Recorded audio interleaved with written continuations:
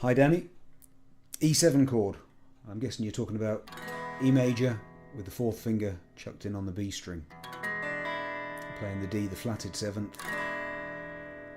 You can see to get that, my fourth finger is angling back quite sharply, more than 45 degrees. It's I'll lean across, you can see the angle I've got on the fourth finger there.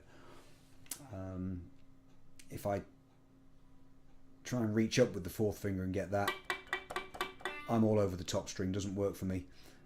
So I tend to almost lean the E chord up the neck and get the fourth finger as high as I can, which is not by the third fret either.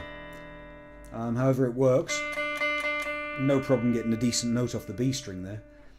In terms of practicing this, my usual method would say, how good are you at an E7? Can you change it to itself? Which I mean by that we strum the E7 on the down, and on the up we're going to lift the whole chord off and strum upwards on the open strings, and then repeat that pattern.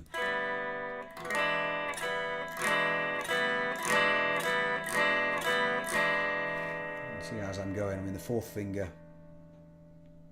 it's nowhere near this fret. It's gradually working its way back to the second fret. But it works, it's functional.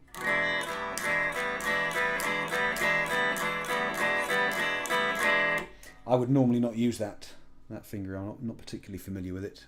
I would normally play an E7 just by taking the E major and lifting off the third finger, allowing the D note on the open D string to sound. And then this ties in with various patterns.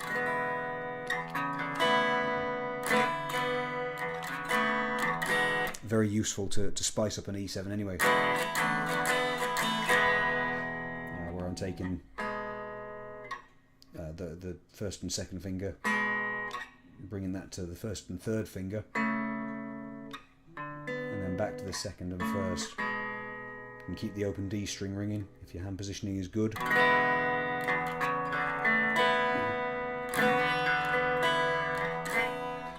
So I'd use something like that, or an E7. I could play with a C7 shape, just a C7, bring it up till it becomes an E7. I can either sound the open strings or mute them, more likely. So there's various ways around. You don't need to use that shape, but nonetheless it's a good technical challenge, and as ever you can measure the top speed.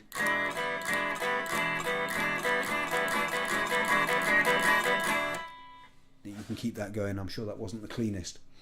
I wish you success with it.